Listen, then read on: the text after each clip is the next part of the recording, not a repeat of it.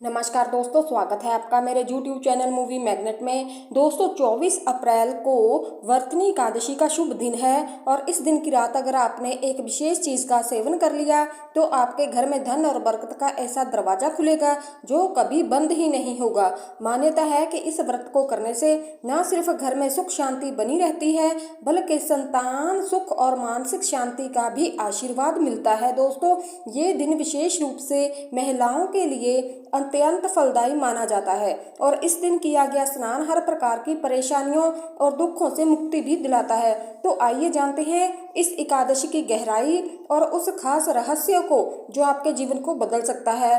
ठीक इसी तरह मोचनी एकादशी का व्रत रखने से भी जीवन की मुश्किलें दूर होती है।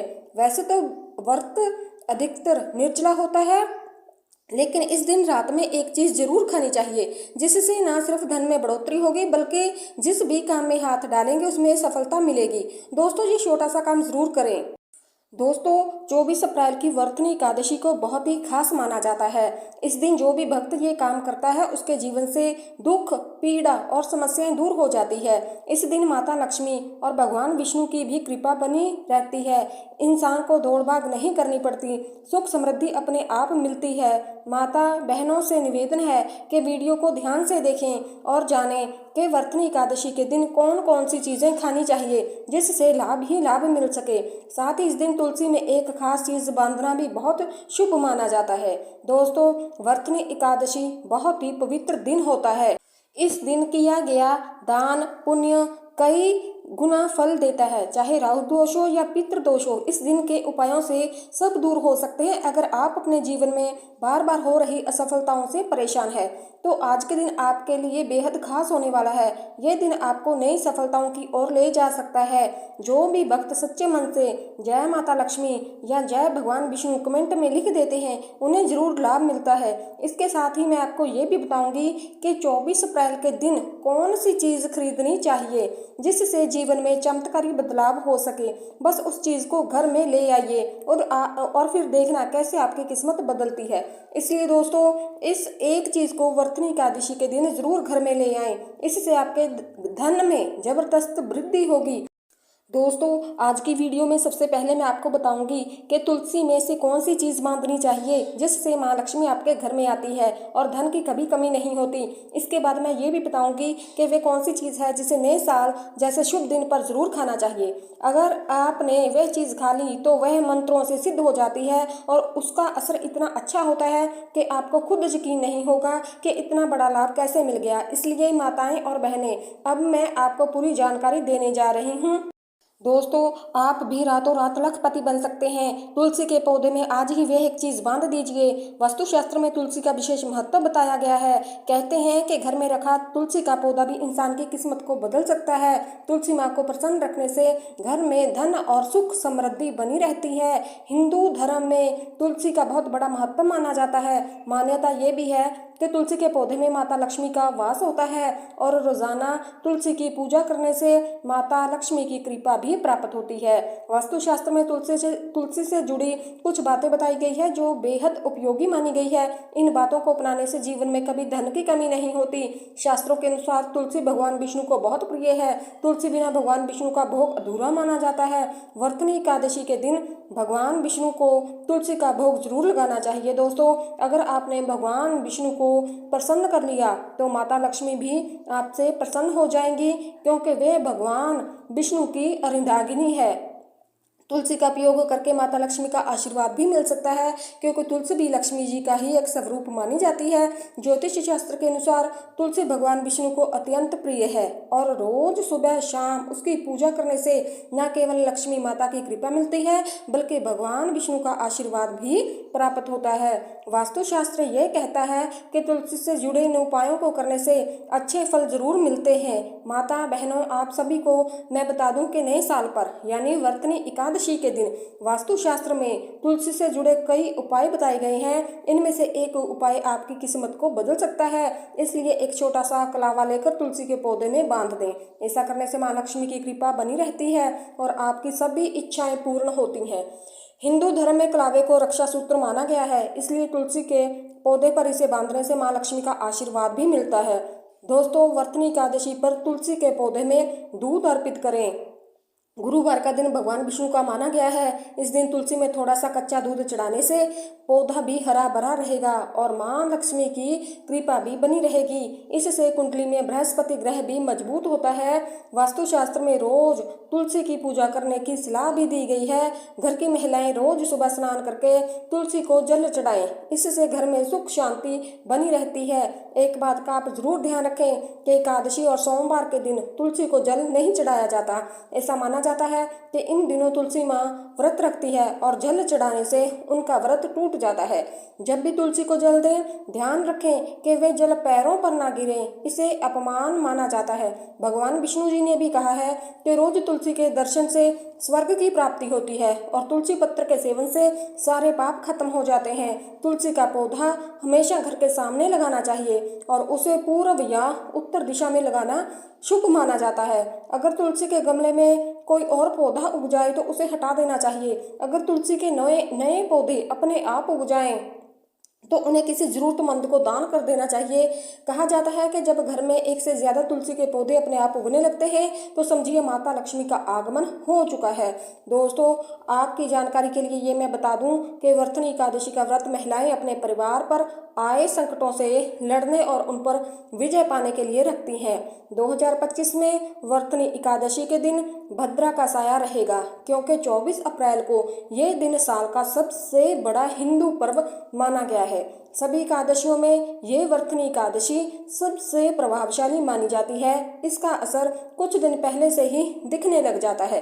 तो ऐसे में इस साए से बचने के लिए क्या उपाय करें, पूजा कैसे करें, व्रत किस समय से रखना है और पारण कब करना है, ये सारी बातें मैं आपको बताने वाली हूँ। दोस्तों, आपको पता है कि एकादशी का व्रत निर्जल रखा जाता है, जिसे महिलाएं करती हैं।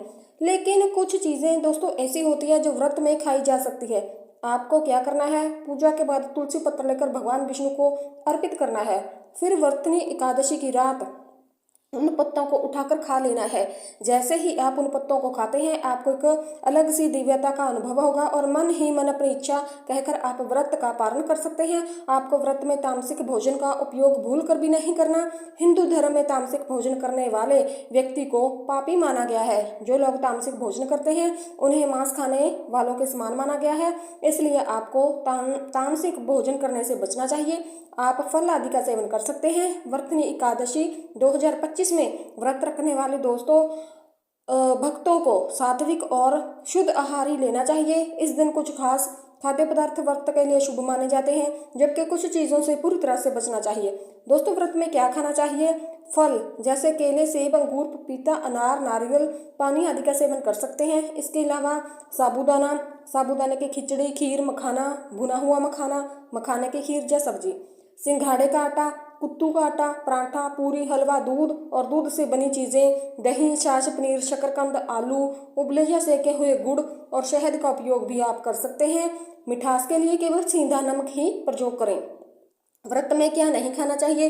कुछ चीज़ों से बिल्कुल बचना चाहिए, जैसे अनाज, गेहूं, चावल, जौ, दालें और साधारण नमक। प्याज और लहसुन तामसिक माने जाते हैं, इसलिए इन्हें भी नहीं खाना चाहिए। मसाले जैसे हल्दी, गरम मसाला, राई आदि भी वर्जित हैं। मांसाहार और शराब का सेवन तो बिल्कुल नहीं करना। तला भुना हुआ ज़्यादा तेल मसाले वाला खाना नहीं लेना। चाय और कॉफ़ी से भी बचें। इनके स्थान पर दूध या जड़ी बूटी वाली चाय आप पी सकते हैं। वर्तनी एकादशी का हिंदू धर्म में बहुत ज़्यादा अधिक महत्व है।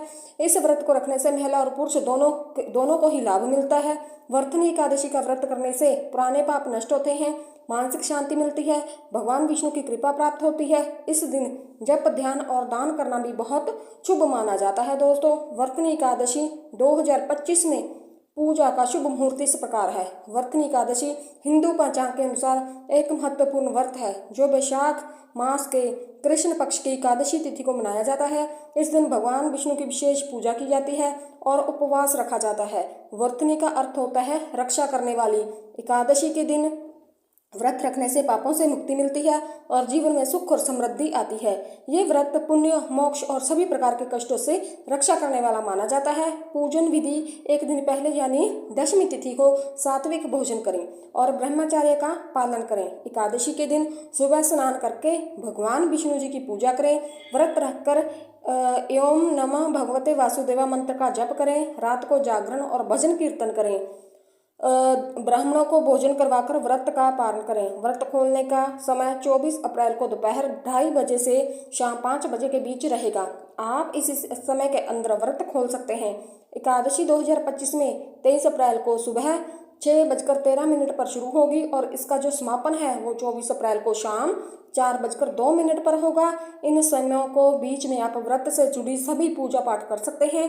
भगवान विष्णु की पूजा और व्रत पालन से विशेष फल मिलता है। दोस्तों, जो नियम मैंने बताए हैं उनका आप ध्यान रखें।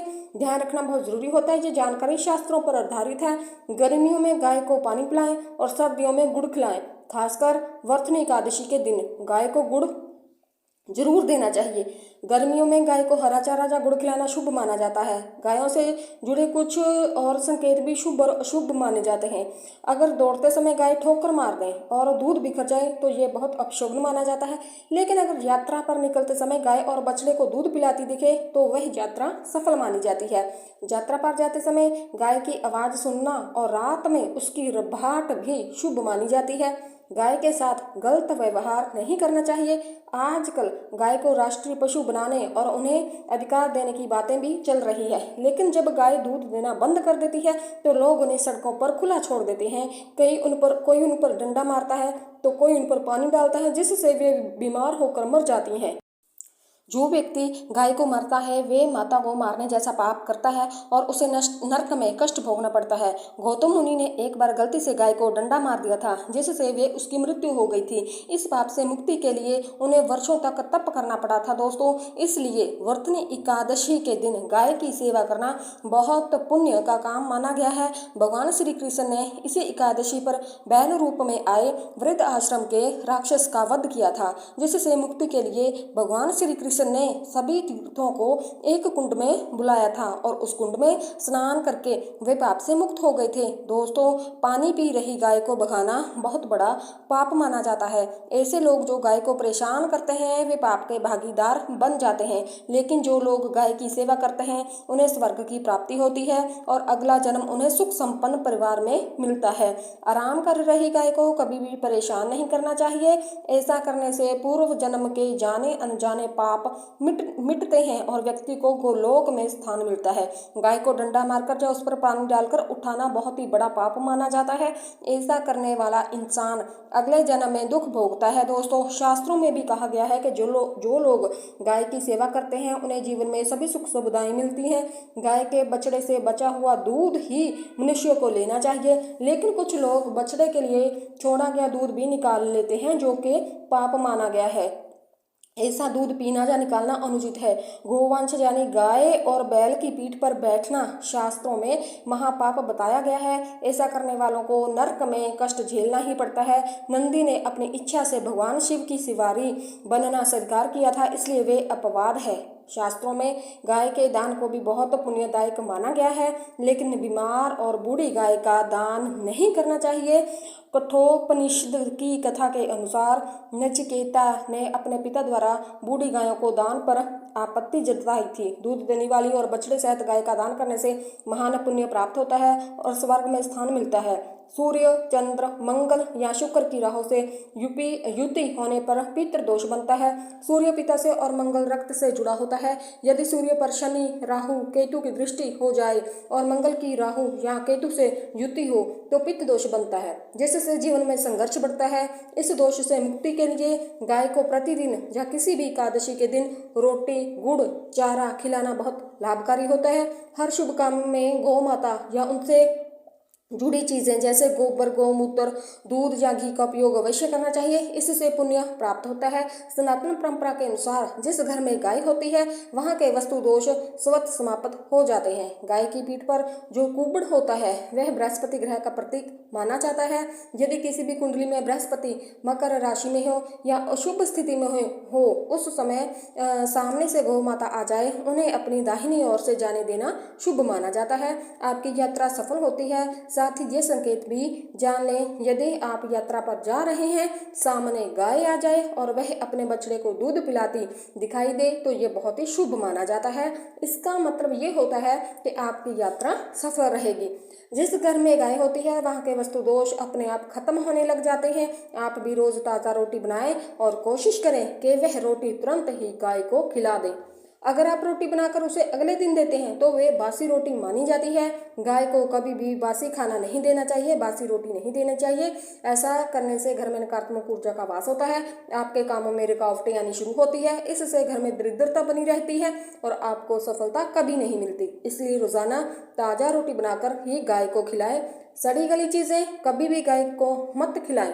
अगर कोई फल या सब्जी खराब हो गई है तो उसे फेंक दें, लेकिन गाय को ना दें। ऐसा करने से आपकी किस्मत प्रभावित हो सकती है। आप आटे की 11 लोई बनाएं, उन पर हल्दी लगाएं और फिर उन्हें गाय को खिला दें। हर लोई को गाय के चरणों में अर्पित करें और उनके चरण स्पर्श करें। ऐसा करने से आपके सभी काम बनने लगते हैं, जीवन में खुशियां आती हैं। जो कठिन समय चल रहा है वे भी समाप्त हो जाता है। आप चाहें तो एक बार 7 बार गाय की परिक्रमा भी कर सकते हैं।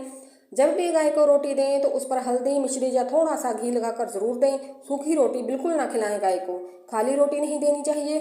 उस खास चीज को किसी पवित्र चीज या तुलसी के पत्ते के साथ ग्रहण करें। ऐसा करने से उसका प्रभाव और भी अधिक शुभ हो जाता है और देवी देवताओं की विशेष कृपा बनी रहती है। दोस्तों, ये कुछ जरूरी बातें थी जिन्हें वर्तनी एकादशी के दिन जरूर ध्यान में रखें ताकि इसका पूर्ण फल आपको प्राप्त हो सके। अगर आपको ये जानकारी अच्छी लगे प्लीज़ मेरे चैनल को लाइक और सब्सक्राइब जरूर करना। धन्यवाद।